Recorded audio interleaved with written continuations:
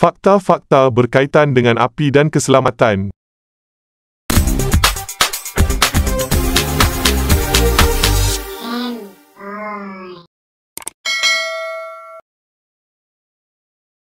Enam kuasa anggota bomba yang anda tak tahu ada. Menggalas tanggungjawab besar memadamkan kebakaran, reputasi anggota bomba di negara kita memang cukup tinggi. Mereka bukan saja bersabung nyawa melawan api yang marak, bahkan sanggup bersusah payah menyelamatkan haiwan yang tersesat atau menangkap ular yang masuk ke kediaman tanpa mengharapkan balasan. Kita tahu tentang peranan asas yang dimainkan ahli bomba, tetapi tahukah anda bidang kuasa mereka sebenarnya lebih besar berbanding sangkaan kita semua? Jom kita saksikan video ini.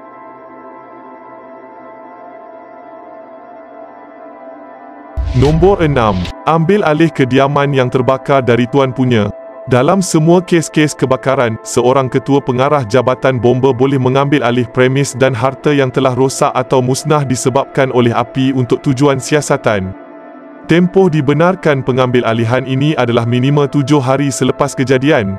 Sekiranya premis atau harta itu masih lagi diperlukan untuk disita sementara ketika siasatan, tempoh pemilikan sementara ketua pengarah bomba boleh dipanjangkan kepada 30 hari. Sepanjang tempoh tersebut, hanya individu-individu yang dibenarkan boleh mengakses premis atau harta yang telah diambil alih. Sekiranya seseorang itu melanggar syarat ini,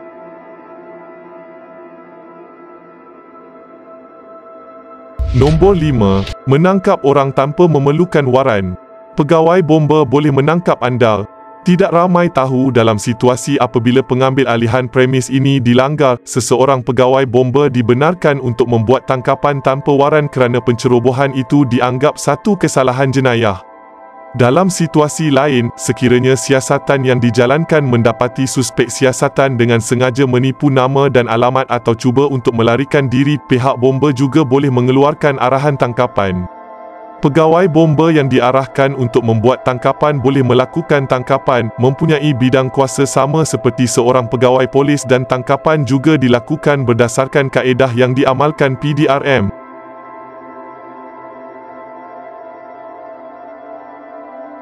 Nombor 4. Menceroboh masuk premis. Ahli bomba diberikan kuasa untuk memecah masuk ke dalam mana-mana premis yang dikuatiri boleh menjadi punca kebakaran, bagi tujuan menghapuskan risiko bahaya itu. Sekiranya berjaya di kesan awal, notis akan dikeluarkan jabatan bomba bagi memaklumkan kepada tuan punya premis agar penambahbaikan boleh dilakukan sendiri oleh tuan rumah berdasarkan cadangan pihak bomba. Seandainya tiada kerjasama diterima daripada pemilik premis, pihak bomba boleh memecah masuk ke dalam premis tersebut. Seseorang yang enggan mematuhi notis arahan pihak bomba, jika didapati bersalah boleh didenda RM5,000, penjara 3 tahun atau kedua-dua hukuman sekali. Bagi mereka yang sengaja culas, pihak bomba diberikan kuasa mengenakan denda tambahan RM100 untuk setiap 1 hari bertangguh oleh pemilik premis dalam menyelesaikan perkara dalam notis tersebut. Apabila melibatkan premis tidak berpenghuni pula, pihak bomba boleh mendapatkan kebenaran untuk masuk, sama ada secara lembut atau secara kasar.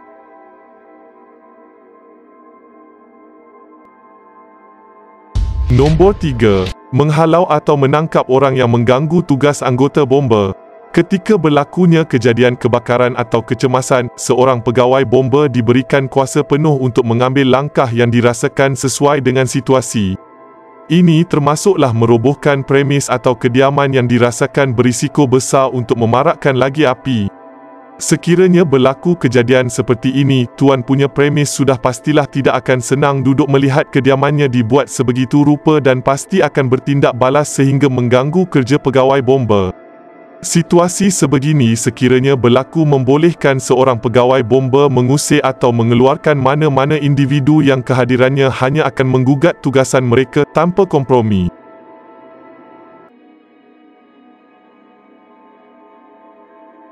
Nombor 2. Mengalihkan kenderaan yang mengganggu laluan. Bukan semua kediaman terletak dalam kawasan lapang. Ada kalanya kawasan parkir yang tersedia tidak cukup luas untuk membolehkan trak bomba masuk ke kawasan kebakaran. Sekiranya kenderaan anda menghalang laluan petugas dan kenderaan pihak bomba manakala anda pula tidak dapat dihubungi, pihak bomba berhak mengalihkan kenderaan anda ke kedudukan yang lebih sesuai dengan kaedah yang mereka rasakan perlu. Jika mereka rasakan elok dilanggar saja kereta anda kerana anda menghalang jalan, tindakan itu dianggap boleh dan perlu dalam mencari jalan mempercepatkan urusan menyelamat. Sekiranya mereka perlu menolak atau mengangkat kenderaan anda, semuanya dibenarkan melalui undang-undang. Sekiranya kereta anda rosak atau mengalami kecacatan disebabkan oleh kesilapan anda sendiri, andalah yang perlu tanggung akibatnya.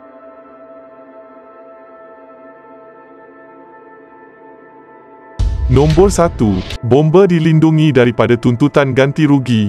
Semua kerosakan yang berlaku disebabkan kaedah pasukan bomba dalam mengawal kebakaran atau kecemasan tidaklah boleh dikira perlu diganti kerugian yang telah berlaku. Semua pegawai bomba dilindungi undang-undang sekiranya ada pihak yang cuba menuntut ganti rugi seandainya kes-kes sebegini timbul. Sebagai contoh, pegawai bomba terpaksa memecahkan pintu rumah anda untuk membuka akses ketika kecemasan, pintu tidak perlu mereka ganti. Cermin kereta seseorang dipecahkan bagi menyelamatkan kanak-kanak yang tertinggal dalam kereta. Tuan punya kereta yang tanggung kos ganti cermin itu. Apa sahaja kerosakan atau kerugian yang berlaku semasa proses memadamkan kebakaran atau kecemasan yang perlu dibuat tidak boleh dituntut semula kos kerugiannya oleh mereka yang terjejas. Sekiranya pihak bomba menggunakan bekalan air anda untuk memadamkan kebakaran di rumah jiran sebelah anda, air yang mereka guna juga perlu dianggap satu kos yang perlu anda tolong biaya.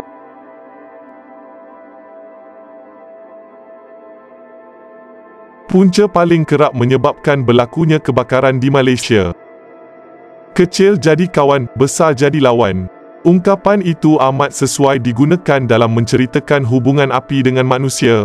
Api adalah satu elemen berguna yang banyak membantu kita dalam kehidupan seharian seperti memasak, membakar sampah ataupun menyalakan sebatang rokok. Bagaimanapun, api mempunyai sifat yang cukup bahaya. Ekoran mudahnya api merebak sekiranya terkena pada bahan yang mudah terbakar. Inilah perkara menarik mengenai kebakaran.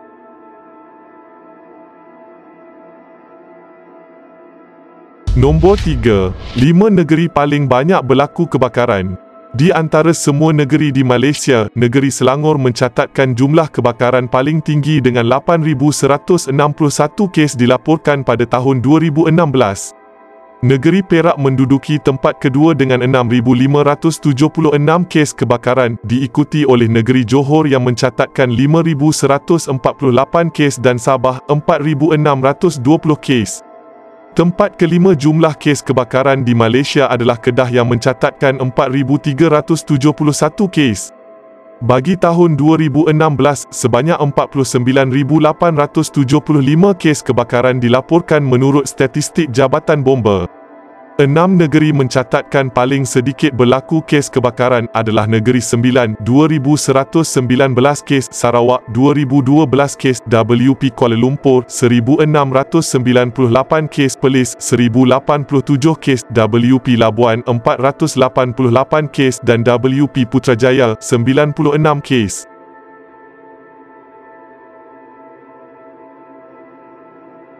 Nombor 2. Punca kerap berlaku kebakaran di Malaysia. Hampir 10% jumlah keseluruhan kes kebakaran di Malaysia berlaku disebabkan apa yang Jabatan Bomba takrifkan sebagai sengaja dibakar dengan niat baik. Contoh kes-kes ini adalah seperti kes kebakaran yang terjadi akibat pembersihan belukar misalnya ataupun aktiviti membakar bagi penanaman semula pokok sawit sebagai contoh. Kes kebakaran sengaja dengan niat baik ini berjumlah 4,710 kes bagi tahun 2016. 3 negeri yang mencatatkan jumlah kes mencetuskan kebakaran dengan niat baik pula adalah Terengganu, Pulau Pinang dan Melaka. Kenapa perkara itu berlaku tidak ada penjelasannya. Punca kedua paling kerap berlakunya kebakaran adalah kes yang melibatkan lita pintas. Sebanyak 2,005 kes kebakaran berlaku adalah melibatkan lita pintas dengan Pulau Pinang mendahului negeri-negeri lain. Sementara itu, puntung rokok menjadi penyumbang ketiga terbesar berlakunya kes kebakaran di negara kita dengan 753 kes berpunca daripada puntung rokok yang tidak dipadamkan dengan sempurna. Apa yang membimbangkan, masyarakat Pulau Pinang sekali lagi mendahului negeri-negeri lain dengan jumlah 172 kes kebakaran disebabkan puntung rokok.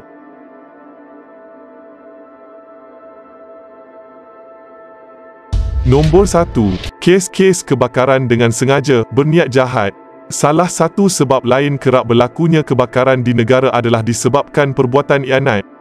Jabatan Bomba mengklasifikasikan kes-kes seperti ini di bawah kategori sengaja dibakar dengan niat jahat. Kes ianat ini berjumlah 493 kes di seluruh Malaysia pada tahun 2016 dan statistiknya menunjukkan sesuatu yang perlu diberikan perhatian khasnya oleh masyarakat negeri Sarawak. Negeri Sarawak jauh mendahului negeri-negeri lain dalam kiraan kes kebakaran dengan niat jahat dengan 136 kes berlaku dalam setahun, meninggalkan WP Kuala Lumpur yang melibatkan 80 kes, Selangor 73 kes dan Johor yang mencatatkan 63 kes. Kami tidak mampu mengulas lebih panjang berkenaan maklumat ini, ekoran tidak ada informasi yang menjelaskan mengapa fenomena ini berlaku terlalu kerap di Sarawak. Itulah info yang dapat kami kongsikan untuk video kali ini. Semoga ia memberi manfaat kepada anda semua. Jumpa lagi di video seterusnya. Terima kasih kerana setia menonton.